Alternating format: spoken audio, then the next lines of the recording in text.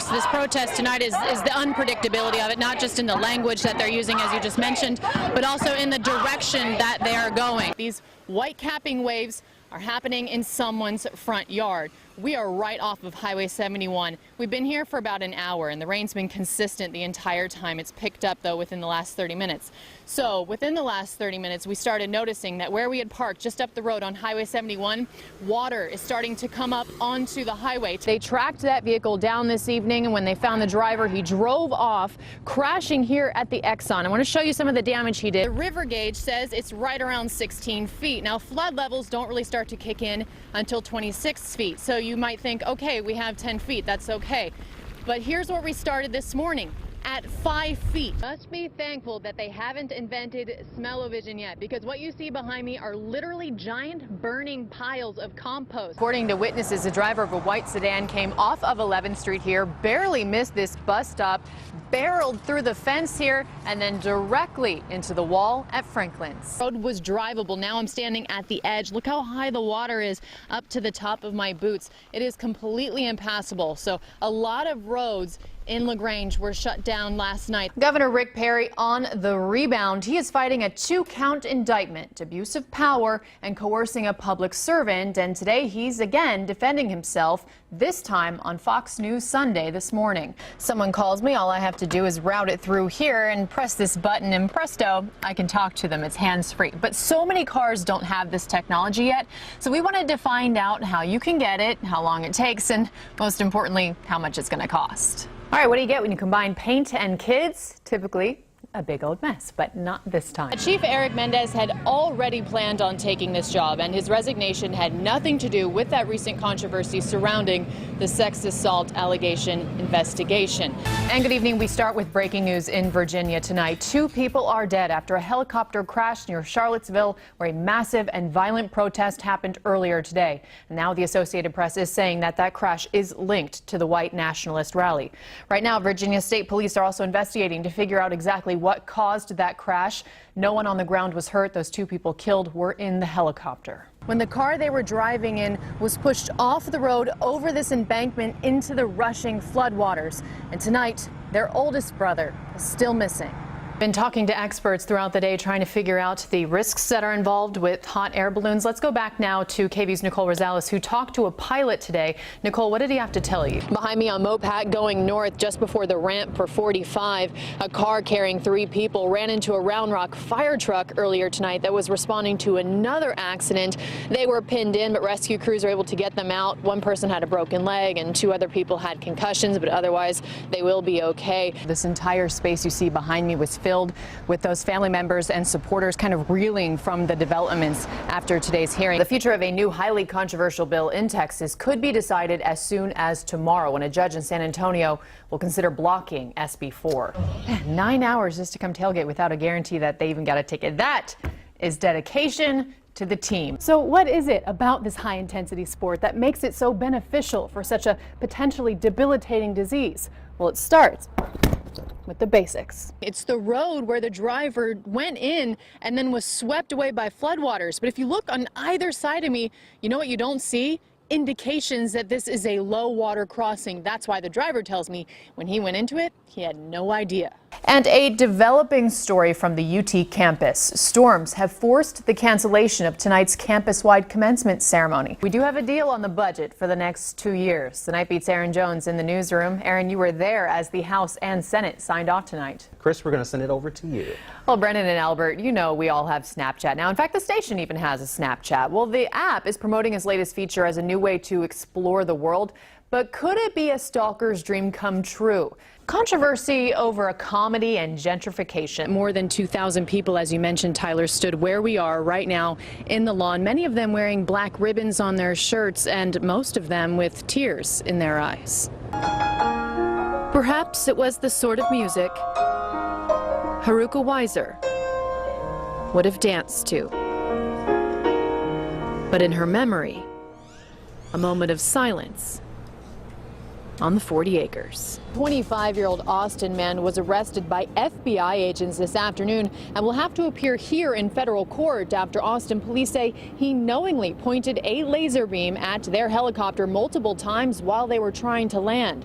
And as we found out today, it's a problem that's happening more often, not only with APD's helicopter, with commercial pilots as well. The hashtag Houston Strong's been trending all over the country on social media today. So Kris Betts shows us it's more than a hashtag for the people living there, and she's live in Houston right now. Kris. You know, while we've been down here, we have seen lines of volunteers so long that some of them had to be turned away. We saw neighbors helping other neighbors evacuate when emergency crews simply couldn't get there in time. And today I spoke to people directly affected by Hurricane Harvey to ask them why Houston Strong is more than a hashtag. It's really, truly a way of life here. It's truly amazing and inspiring to be a Houstonian right now. What is Houston proud? Houston Strong. Oh yeah, we're proud of Houston. I am. Houston proud, Houston strong, that's right. No, definitely. I think being a Houstonian is just giving love. It's helping other people and fellow Texans. We're proud of the fact that we love one another. Been saying, can I help you, ma'am? To me, I think that Even if you can't, it's like really, what's the word? put it into words. I can't find the word for it, but it's just really something. It's a feeling. Everything is going to be okay. Houston is inspired. The colors represent the many colors of Houston. You see how they all kind of come together, and that kind of is what Houston is. We all come together, and that's exactly what we did this past week. GRB, this is where the epicenter of helping seems to be. There are thousands and thousands of people here. Heroes come in all shapes and sizes here. Finding their loved ones, reuniting them, and getting people back to where they should be, their families. There's the kind you recognize. Everyone smiles when they see Spider-Man, and they're like, oh my God, are you real? And I say, absolutely I'm real. Would you like a sticker? And sometimes the heroes here are the kind that surprise you. Helping really, like folding the clothes, sending out the toiletries. Yesterday I did toiletries and I folded the laundry. One of this city's heroes sacrificed his own life while trying to save others. My heart goes out to the officer that lost his life. Tragedy, like the death of Houston police officer Steve Perez, has brought this community together. In a city that's lost so much, it's crucial to hang on to the things that make us human. And even Hey Cheryl, bring me that steak over there. a smile. This grill's ready to go. If you can bring joy to people and they laugh, it's contagious. Improv troupe Comedy Sports Houston opening their doors to evacuees. You get hundreds of strangers in a room laughing at the same thing, and there's no problems in that room, you know. Yes, and. Yes, and is a crucial part of improv. We don't let anybody fail. We don't let anybody fall. The same can be said for this community. Just saying yes to people and saying, how can we help you? And I'm going to keep giving on top of it. It's a wonderful thing. So if the spirit of a city is the strength of its people, what does it mean to be a Houstonian? If you ask them. Houston proud. Houston proud. Yeah, Houston proud. Yeah, amen. H-Town bound, baby. So that's me, a Houstonian. Did that answer your question? And with an attitude and resiliency like that, I think Houston is going to be okay. Reporting live from Houston, Kris Betts, King 5 News. Traffic on Mopac these days doesn't end at rush hour. I mean, it is 10 o'clock at night. And take a look behind me. It is a sea of not moving red brake lights. But as we found out today, there is an end in sight. So here's what you can expect over the next few months. Is there anything more frustrating than sitting in traffic in the rain? Yup, you could be sitting in traffic in the rain on Mopac. It kind of sucks. It takes twice as long to get anywhere. Construction is too much. It delays everything. Delays, that's a word we've gotten used to hearing. I thought that it might be done. The original completion date for a toll lane in each direction, 2015. Now, the people in charge of the project have just stopped giving a date entirely. Because as you know, there's been a history of not meeting dates. The Central Texas Regional Mobility Authority fined the contractor $20 million for the delays caused by weather and digging difficulties. Now the contractor is working with a subcontractor to get it done ASAP. You're going to see a tremendous amount of progress in the next couple of months. All the work, though, has been a big headache for drivers I'm just annoyed by the whole thing. And homeowners living along a highway. But stand on the other side of these sound walls that were installed on the Mopac construction project, and you'll hear birds chirping, rain falling, but you won't hear the traffic. The next section of toll from Cesar Chavez to 2222 on the northbound side is expected to be open this summer. I'll definitely try them out because I'll get around faster. Let's face it, construction is a real drag. See what we did there? But most people agree it'll be worth it in the end. I like taking the toll and being able to go faster when I can actually go faster. I feel like we all feel that way. Now, even though the Mobility Authority is not giving an exact date of completion, they do expect to be finished by the end of this year. But expect more of these nighttime lane closures that you're seeing right now as they finish paving the roads and putting up permanent concrete barriers for that toll lane. Reporting live along a very clogged Mopac, Kris Betts, KP News Night Beat.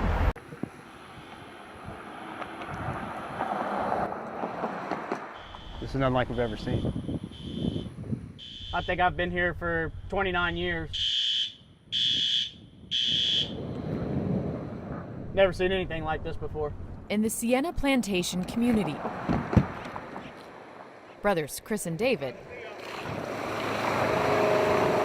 have been riding side by side all afternoon.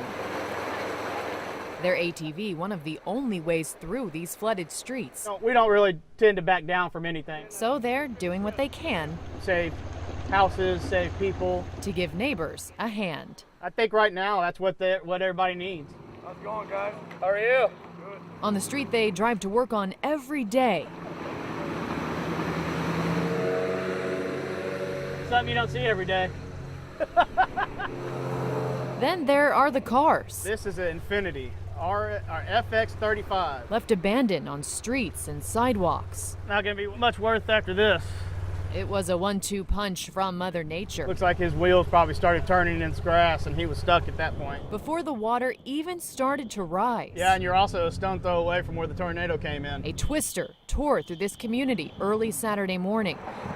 Now there's the possibility of a knockout punch. Seeing sandbags over here, that's the concern, is they obviously don't want the levee to breach. The river is expected to crest sometime between noon Thursday into Friday here, and that could mean more flooding. It makes you nervous. Yeah, that's a lot of... Garrett and Eric live close by, and since their street wasn't flooded, they brought a kayak to help here where they can. Like I said, we're just not going to sit around and do nothing. Hey guys, how are you? Good, you? Good. It didn't take long for Chris and David's ATV to quickly fill with neighbors. How's it going? Hey, how are you? Yeah, we look out for one another, no doubt about it. Something like this really brings everybody together. So as another day ends and tensions over the levee's rise. This is just the beginning. I mean, we're going to have to rebuild the whole damn city. Here in Sienna Plantation. All right, I'll take care. People will keep helping people. All right, we'll see you guys. It's just the way they do things. No matter what kind of disaster we face, that we're going to strap on our boots and go to work.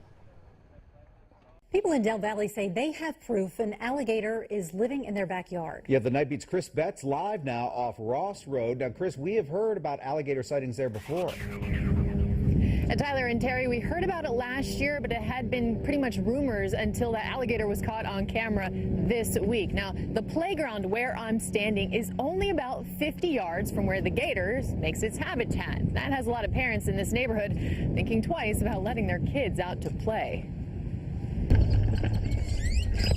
A haven for nature and a great place for kids.